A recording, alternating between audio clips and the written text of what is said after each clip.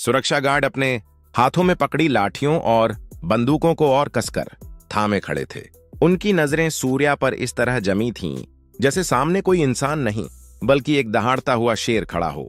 वहां मौजूद कोई भी व्यक्ति एक कदम आगे बढ़ाने की हिम्मत तक नहीं कर पा रहा था। उन्हें अच्छी तरह समझ आ चुका था, अगर उन्होंने निरंजना की बात मान ली तो शायद उसकी दी हुई सजा से बच सकते हैं, लेकिन अगर वे सूर्या के निशाने पर आ गए तो उनकी जिंदगी की कोई गारंटी नहीं थी। सूर्या के हाथों फंसना मतलब मौत तय, इसमें किसी भी तरह का शक नहीं था। सूर्या की आंखों की चमक पल भर में गुस्से की आग में बदल गई।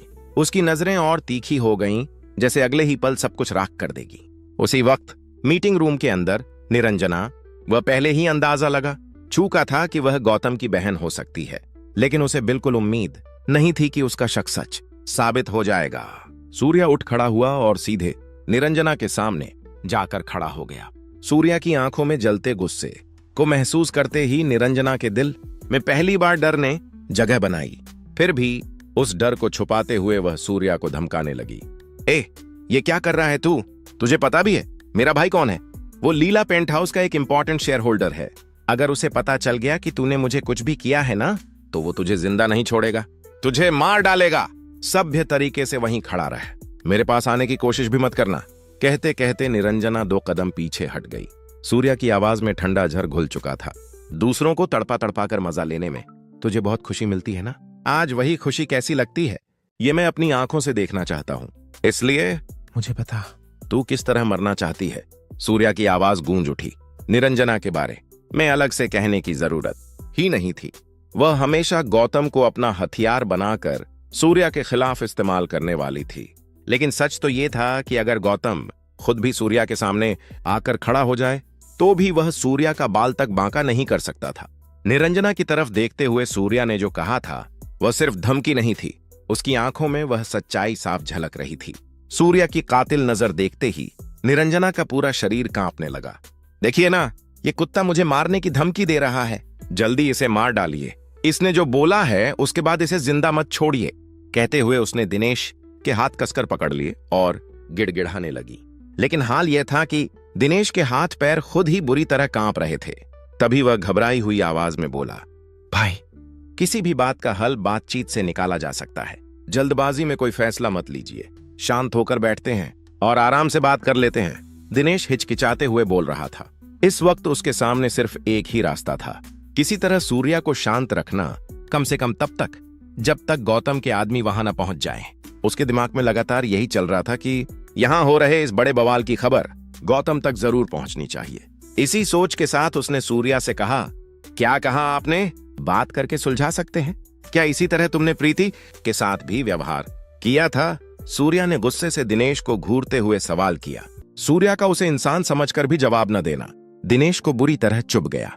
उसका चेहरा तमतमा उठा। अगले ही पल उसने निरंजना का हाथ पकड़कर घसीटते हुए सूर्या के सामने धकेल दिया। अचानक निरंजना ऐसे चीखने लगी जैसे कोई पटाखा फट पड़ा हो। दिनेश, तू पागल हो गया है क्या? तू मर्द है भी या नहीं? तेरी पत्नी को कोई और मार रहा है और तू खुद उसकी मदद कर रहा है। ये सब तू जानबूझकर कर रहा है ना? उसकी चीखें पूरे कमरे में गूंजने लगीं। कर रहा है क्या?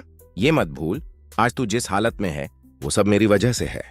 अगर आज मुझे कुछ भी हो गया ना तो मेरे घर वाले तुझे जिंदा नहीं छोड़ेंगे। निरंजना गुस्से से चिल्लाई। दिनेश के चेहरे पर जबरदस्ती की एक हल्की सी मुस्कान आ गई, लेकिन अंदर से वह पूरी तरह टूट चुका था। उसका दिल चीख चीख कर सवाल कर रहा था, इस वक्त तुझे याद आ रहा है कि मैं तेरा पति हूं? जब तू मुझे छोड़कर दूसरे मर्दों के साथ ऐश कर रही थी तब क्या यह याद नहीं आया? वह सब सिर्फ उसके मन में ही दबा रह गया। उधर गुस्से की आग में जल रहा सूर्या, निरंजना के मुंह से निकला हर एक शब्द उसके क्रोध को और भड़काता जा रहा था। सूर्या किसी तरह अपने गुस्से को काबू में रखकर खड़ा था। तभी अचानक निरंजना ने झपट्टा मारा और पूरी ताकत से सूर्या पर पैर उठाकर वार करने आ गई।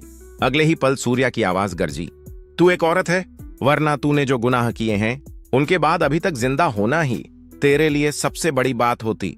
यह कहते हुए सूर्या ने निरंजना के चेहरे पर जोरदार थप्पड़ जड़ दिया। प्लार, तेज आवाज के साथ निरंजना उछलकर पीछे जा गिरी और बिजली के बोर्ड लगी, दीवार से जा टकराई। जमीन पर गिरने के बाद वह लड़खड़ाते हुए उठी। उसका आधा चेहरा बुरी तरह सूज चुका था। यह तो सिर्फ सूर्या का हल्का सा हाथ था अगर उसने पूरी ताकत से मारा होता तो शायद निरंजना का सिर ही फट गया होता। फिर एक बार सूर्या का सख्त और ठंडा चेहरा उसकी ओर बढ़ता देख निरंजना का पूरा शरीर डर से कांपने लगा। वह तुरंत जमीन पर घुटनों के बल गिर पड़ी और जान बख्श देने की भीख मांगने लगी। प्लीज मुझे मत मारो, मुझसे गलती हो गई, मुझे माफ कर दीजिए, मुझे छोड़ दीजिए प्लीज। यह कहते हुए वह सूर्या के पैरों में गिर पड़ी और गिड़गिड़ाने लगी। अब समझ में आ रहा है तूने क्या गुनाह किया है। सूर्या की आंखें गुस्से से उबल रही थीं। अगर वह एक पल भी देर से पहुंचा होता तो प्रीति अब तक भेड़ियों के झुंड का शिकार बन चुकी होती। सही समय पर पहुंचने के बावजूद भी भेड़ियों ने प्रीति के हाथ का एक टुकड़ा नोच लिया था। जिंदा इंसान को भेड़ियों के आगे डाल देना निरंजना ने जो किया वह सिर्फ जुल्म नहीं, एक खूनखार दुश्मनी थी। लेकिन यह बात निरंजना को कभी समझ ही नहीं आई थी। सर, मेरा ऐसा करने का इरादा नहीं था, मैं तो बस प्रीति का मजाक उड़ाना चाहती थी। ये सब मैंने मजे मजे में किया था, निरंजना बेहद कमजोर आवाज में बोली। असल में तो वह दिल ही दिल में सूर्या को 1000 टुकड़ों में काट देना चाहती थी, लेकिन उसे अच्छी तरह पता था इस वक्त उसकी जिंदगी पूरी तरह सूर्या के हाथों में है। इसीलिए घबराकर भी वह कोई जल्दबाजी करने की हिम्मत नहीं कर पाई। सूर्या की आवाज और ज्यादा सख्त हो गई। खेल समझकर तूने ये सब किया? यह कहते हुए सूर्या ने दांत भींच ली। उसकी आंखों से जैसे आग बरस रही थी। जिंदा इंसान को भेड़ियों की गुफा में धकेल देना, क्या यह किसी को चिढ़ाने का तरीका होता है? गुस्से में सूर्या ने अपनी मुट्ठियां कस लीं। उसका पूरा शरीर उसे मार डालने की नीयत से भर चुका था। सूर्या के बिल्कुल पास खड़े कुछ लोग भी उसके भीतर उबल रहे क्रोध को महसूस कर कांपने से खुद को रोक नहीं पाए। उसी पल नरेश और गौतम ठीक उसी समय वहां पहुंच गए। नरेश की नजर सबसे पहले जमीन पर आधी घुटनों के बल गिरी हुई निरंजना पर पड़ी, लेकिन इस वक्त उसे निरंजना की कोई चिंता नहीं थी। उसके लिए सबसे जरूरी सवाल सिर्फ एक था, सूर्या की पत्नी को क्या हुआ? नरेश घबराहट में इधर उधर देखने लगा। तभी उसकी नजर दीवार से टिकी। बेहोश पड़ी प्रीति पर पड़ी। उसे देखते ही नरेश की आंखें सदमे से फैल गईं। लेकिन प्रीति जिंदा थी, वह मरी नहीं थी। फिर भी साफ दिख रहा था प्रीति को गहरी चोटें आई थीं। इस वक्त नरेश के दिमाग में सिर्फ एक ही ख्याल घूम रहा था, आज लीला पेंट हाउस में ऐसा तूफान उठने वाला है जो इतिहास में दर्ज हो जाएगा। अब कम से कम इतना तय था कि निरंजना इस जगह से जिंदा बाहर नहीं जा पाएगी। नरेश की निगाहें लगातार निरंजना पर टिकी हुई थीं। जिस निरंजना को घर में राजकुमारी की तरह पाला गया था, उसे अब सूर्या के सामने सूजे हुए चेहरे के साथ घुटनों पर बैठा देखकर गौतम का चेहरा पल भर में स्याह पड़ गया। वह तेज कदमों से सीधे सूर्या के पास पहुंचा और गुस्से में बोला, सूर्या सर, आप ये क्या कर रहे हैं? इस सब का मतलब क्या है? वहां मौजूद हर एक इंसान सन्न रह गया। गौतम ने सूर्या को सूर्या सर क्यों कहा? जननी और कार्तिका एक दूसरे की ओर देखे बिना नहीं रह सकी। दोनों की आंखों में एक ही सवाल था, क्या इस सूर्या की कोई और पहचान भी है? उलझन और हैरानी साफ झलक रही थी। उसी पल निरंजना रोते चिल्लाते हुए गौतम की ओर देखकर चीख पड़ी, भैया जल्दी आओ और इस बास्टर्ड को मार डालो। उसकी आवाज में दर्द भी था और बदले की आग भी। गौतम ने उसे दिलासा देते हुए कहा, जरूर बहन, मैं सब कुछ पूछूंगा। ये सब क्या है? इन सबको जवाब देना ही पड़ेगा। निरंजना बचपन से ही अपने परिवार के लिए किसी खजाने से कम नहीं थी। उसके सामने कभी किसी ने एक सख्त शब्द तक नहीं बोला था, और आज उसी निरंजना को सूर्या ने इस हाल में घुटनों पर ला खड़ा किया था। यह सब देखकर गौतम का खून खौल रहा था। निरंजना फिर चीख उठी, भैया इसे बांध दो। इसकी आंखों के सामने इस लड़की के शरीर की एक एक हड्डी तोड़ देनी चाहिए। उसकी बात सुनकर वहां मौजूद हर शख्स सन्न रह गया। निरंजना ने जर भरी नजरों से घूरा। आज तक किसी ने उसे इस तरह बेइज्जत नहीं किया था, और अब सूर्या ने सबके सामने उस पर हाथ उठा दिया था। अगर इसका बदला नहीं लिया तो न उसे चैन की नींद आएगी, न ही वह एक और खाना खा पाएगी। गौतम ने उसे भरोसा दिलाते हुए कहा, तू किसी बात की चिंता मत कर निरंजना, तुझे ये लड़की पसंद नहीं है ना? तो फिर देख मैं इसकी एक एक हड्डी कैसे तोड़ता हूं। फिर वह आगे बढ़ते हुए बोला, वो लड़की। कहते हुए उसकी नजर प्रीति पर जा टिकी। तभी गौतम ने देखा प्रीति लोहे की ग्रिल से टिकी हुई बेहोशी की हालत में पड़ी थी। उसी पल उसे समझ में आ गया, ये सूर्या की पत्नी है। जख्मी हालत में होने के बावजूद प्रीति को जिंदा देखकर गौतम ने राहत की सांस ली। उसके मन में एक ही ख्याल था, उसका जिंदा रहना ही बेहतर है, क्योंकि अगर वह मर जाती तो फिर निरंजना के लिए उसका खड़ा होना भी नामुमकिन हो जाता। सूर्या सर, आपको नहीं पता क्या, निरंजना के साथ आपने जो किया वो गलत है। वो भी एक लड़की है। क्या किसी लड़की को इस तरह बेरहमी से मारना मर्दानगी कहलाता है? गौतम ने सूर्या की तरफ देखते हुए गुस्से में कहा। इस वक्त गौतम का लहजा तेज और आक्रामक था। असल में वह अच्छी तरह जानता था कि निरंजना और प्रीति के बीच झगड़े की शुरुआत सबसे पहले निरंजना ने ही की थी। फिर भी सूर्या कुछ कह पाता उससे पहले ही वह बात को अपने काबू में लेने की कोशिश कर रहा था। तभी सूर्या ने अपनी नजरें निरंजना की ओर घुमाई और बेहद शांत आवाज में पूछा, मेरी प्रीति के साथ तुम लोगों ने ऐसा क्यों किया? ये मुझे जानना है। सूर्या की वो शांत ठंडी नजर निरंजना सह नहीं पाई। उससे उसकी आंखों में आंखें डालकर देखना तक मुमकिन नहीं हुआ और उसने तुरंत अपना चेहरा दूसरी ओर फेर लिया। लेकिन यह सोचकर कि गौतम पूरी तरह उसके साथ खड़ा है, उसके भीतर फिर से थोड़ी हिम्मत आ गई। उसी भरोसे के साथ निरंजना ने खुद को संभालते हुए बोलने की तैयारी की, ये जो औरत है ना, यही सब कुछ की जड़ है। मेरे पति को फंसाने की कोशिश कर रही थी, जानबूझकर उसके पीछे पीछे घूमती रहती थी। इतना ही नहीं, हर महीने 1 लाख से ज्यादा पैसे देने का वादा किया था। कहती थी मैं आपके पति का अच्छे से ख्याल रखूंगी। इतनी हिम्मत कैसे हुई इसे ऐसी औरत के साथ? अगर ऐसा ना करें तो फिर क्या करें बताइए? निरंजना गुस्से से आग उगलते हुए बोली। सूर्या ने हल्के से सिर हिलाया और फिर गौतम की तरफ देखते हुए सीधे सवाल दाग दिया, तू इस कहानी पर यकीन करता है?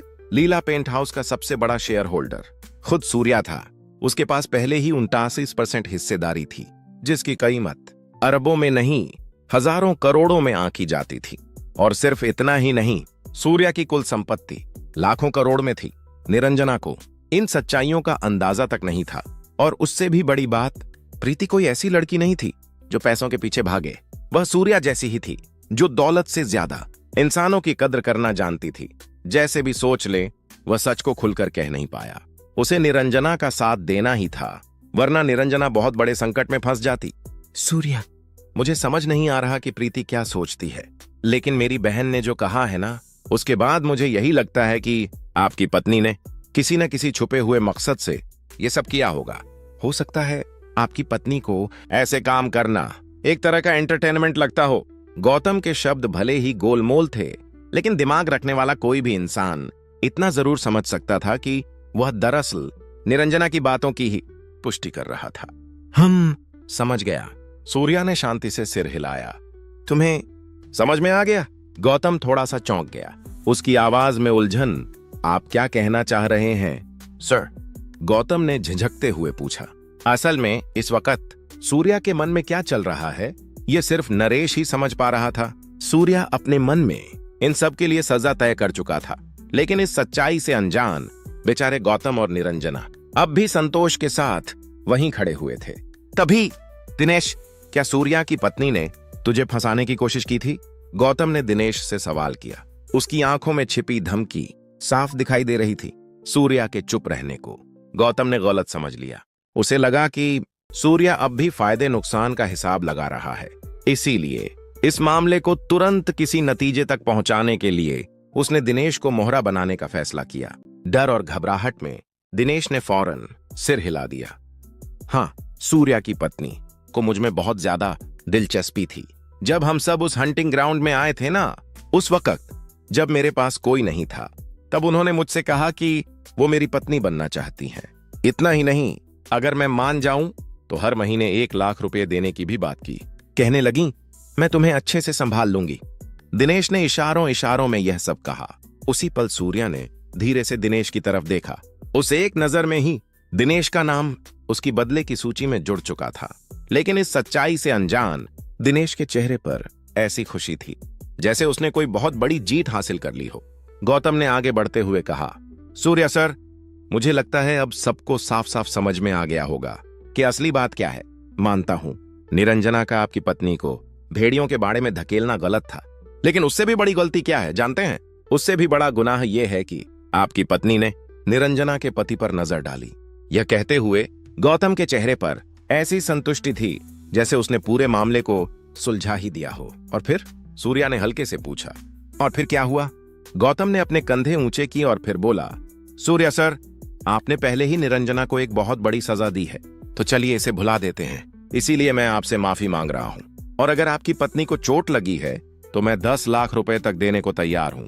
जैसे ही 10 लाख शब्द बोले गए, कई लोगों की आंखें चमक उठीं। प्रीति की चोट में खर्च अधिकतम 10-20 हजार रुपए ही आते, लेकिन गौतम ने सच में 10 लाख रुपए की पेशकश कर दी थी। बाहरी दुनिया में इतनी बड़ी रकम